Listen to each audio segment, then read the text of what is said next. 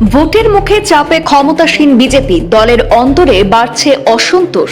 কাজে আসলো না মুখ্যমন্ত্রী ডক্টর হিমন্ত বিশ্ব শর্মার কোনো তদবির। হাফলং সমষ্টিতে ড্যামেজ কন্ট্রোল করতে পারলেন না মুখ্যমন্ত্রী হিমন্ত বিশ্ব শর্মা। বিজেপি থেকে পদত্যাগ করে কংগ্রেস থেকে মনোনয়ন জমা দিলেন হিমন্ত মন্ত্রিসভার সদস্য নন্দিতা গার্লোসা।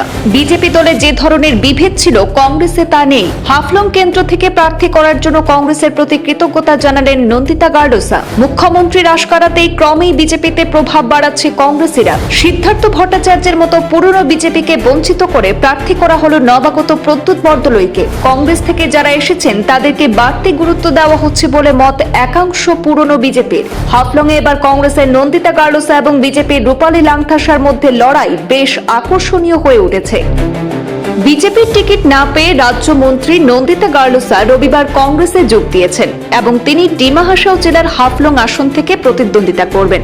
কংগ্রেস প্রথমে হাফলং আসনের জন্য রাজ্য ইউনিটের সাধারণ সম্পাদক নির্মল লাংথাসা নাম ঘোষণা করেছিল, কিন্তু তিনি বৃহত্তর জনস্বার্থে নন্দিতা গার্লোসাকে সেই টিকিট ছেড়ে দিতে রাজি হয়েছেন বলে দল জানিয়েছে। এদিকে মুখ্যমন্ত্রী হিমন্ত বিশ্ব শর্মা নন্দিতা গার্লোসার দল ত্যাগের খবর পেয়ে গত রবিবারই হাফলংয়ে গার্লোসার বাসভবনে গিয়েছিলেন, তবে বৈঠকের ফলাফল ভালো হয়নি। গতকাল ছিল নমিনেশন সাবমিটের অন্তিম দিন, আর সেখানে আসাম প্রদেশ কংগ্রেসের সাধারণ সম্পাদক নির্মল লাংথাসার উপস্থিতিতেই হাফলং বিধানসভা কেন্দ্র থেকে কংগ্রেস প্রার্থী হিসাবে মনোনয়ন জমা দিয়েছেন নন্দিতা গার্লোসা। মনোনয়ন জমা দেওয়ার আগে হাফলং এর জগন্নাথ মন্দিরে পূজার্চনা করে জেলা শাসকের কার্যালয়ে উপস্থিত হয়ে আনুষ্ঠানিকভাবে মনোনয়ন দাখিল করেন নন্দিতা। মনোনয়ন জমা দেওয়ার পর সাংবাদিকদের সামনে নন্দিতা গার্লোসা বলেন, বিজেপিতে থাকা দিনগুলি তার জন্য স্মরণীয় ছিল। পাহাড়ি জেলার রাজনীতি ভিন্ন ধরনের। তাকে রাজ্যের মন্ত্রী হিসাবে মুখ্যমন্ত্রীর সঙ্গে কাজ করার সুযোগ করে দেওয়ায় মুখ্যমন্ত্রী হিমন্ত বিশ্ব শর্মাকে তিনি ধন্যবাদ জানিয়েছেন। তার সঙ্গে কাজ করে অনেক কিছু শিখেছেন বলেও মন্তব্য করেছেন। নন্দিতা আরো বলেন, আমরা কংগ্রেসে যোগ দেওয়ার ফলে ডিমা হাসাও জেলার রাজনীতিতে বড় প্রভাব পড়বে। বিজেপি দলে যে ধরনের বিভেদ ছিল কংগ্রেসে তা নেই। হাফলং কেন্দ্র থেকে প্রার্থী করার জন্য কংগ্রেসের প্রতি কৃতজ্ঞতাও জানিয়েছেন এবং জয়ের ব্যাপারে 100% আত্মবিশ্বাসী বলেও জানিয়েছেন নন্দিতা গার্লোসা। হাফলং আসনের জন্য রাজ্য ইউনিটের সাধারণ সম্পাদক নির্মল লাংথাসাও ওনার বক্তব্য পেশ করেছেন। নন্দিতা গার্লোসা কংগ্রেসের প্রার্থী হিসেবে প্রতিদ্বন্দ্বিতা করার সিদ্ধান্ত নেওয়ার পর হাফলং কেন্দ্রে এবার সরাসরি লড়াই জমে উঠেছে। একদিকে কংগ্রেসের প্রার্থী নন্দিতা গার্লোসা, অন্যদিকে বিজেপির মনোনীত প্রার্থী রূপালী লাংথাসা। এই দ্বৈরথ এখন জেলার অন্যতম চর্চিত রাজনৈতিক লড়াইয়ে পরিণত হয়েছে। आज हम कांग्रेस की तरफ से नॉमिनेशन फाइल किया है। यहाँ हमारा local politics is quite different.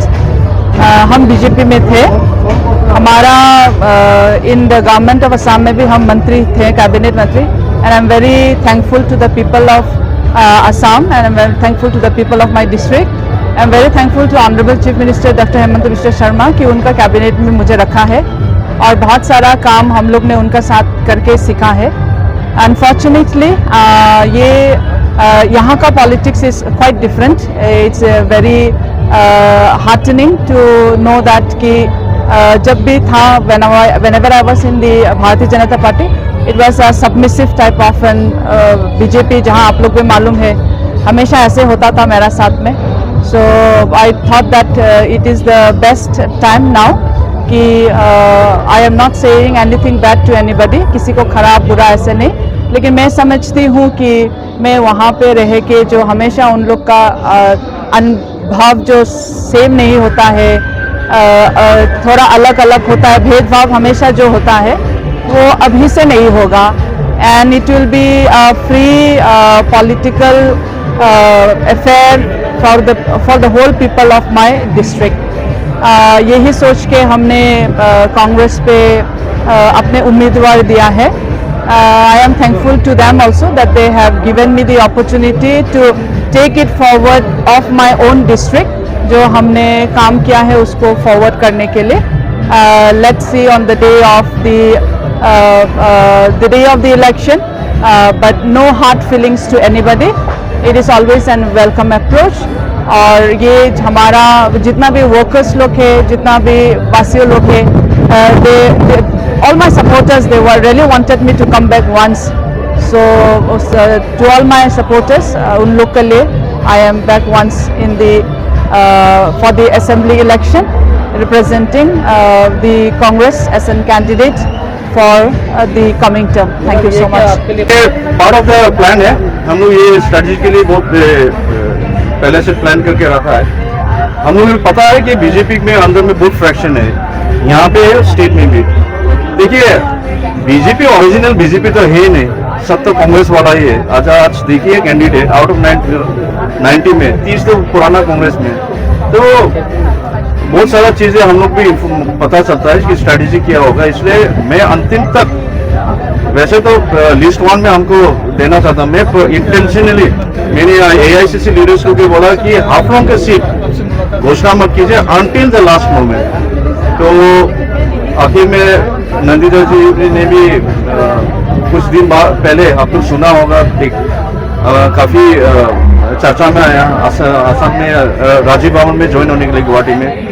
तो हम लोग भी पता है क्योंकि कुछ दबाव होगा, क्योंकि यहाँ में मुख्यमंत्री आने का प्रोग्राम था, तो शायद उसके बाद कुछ होगा बोल के। तो हम 3 खाल आने के बाद ये साफ साफ वो उनकी नाराजगी सच में जो उसको सदमा पहुंचा, वो उसमें कुछ ऐसा बीजेपी की तरफ से कुछ उनका जो किस वजह से उसका टिकट जो काटा गया, उससे बहुत सदमा जो पड़ा, उसके वजह से तो सोचा, उम्मीद से सोचा कि जब चीफ मिनिस्टर आया कुछ उसको वादा करेगा, लेकिन ऐसा कुछ नहीं दिया। तो वी टू को कॉल, तो इसलिए मैंने खुद मेरा प्रेसिडेंट को बताया कि we are playing changing the plan. तो सारा चीजें मुझे यही दिया कि मुझे सौंपा जिम्मेवारी कि this is your district, anything you decide in the best interest of the party and in the interest of the people of Dima Assam. आप जो भी करेगा the party will stand by your decision. तो पिताजी फॉर्मर मिनिस्टर भी रहे और कांग्रेस के एक बड़े फिगर भी है डिमा असम से, तो इस बार आपने कांग्रेस से टिकट साइड किया, क्या ये आपका करियर का एंड है या फिर आप जारी रहेंगे कांग्रेस? नहीं, अगर संगठन के हिसाब से होता है, this is just the beginning. मेरे लिए देखो, एक समय में जीसी लांटासा का बेटा बोल के पार्टी में पहचान था, लेकिन आज के दिन में कांग्रेस में निर्मल लांटासा बोल के एक पहचान निकला है। This is the sacrifice I am